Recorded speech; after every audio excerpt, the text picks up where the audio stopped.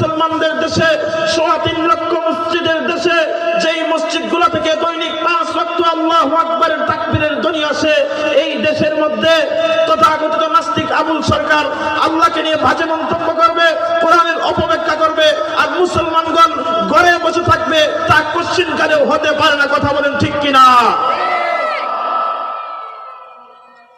ও মুসলমান, আমাদের প্রাণের দাবি, অদূর ভবিষ্যতে সোনার বাংলায় কোন কোরআনগার যদি কোরআনের সাথে বেয়াদবি করে, আমার রাসূলের ইজ্জতের উপর কলঙ্ক লেপন করে, কোরআনের অপব্যাখ্যা করে, বাংলার জমিনে তাকে দৃষ্টান্তমূলক শাস্তি হিসাবে বাইতুল মুকাররমের সামনে প্রকাশ্যে ফাঁসির কাষ্ঠে ঝুলাতে হবে। কথা বলেন ঠিক কিনা?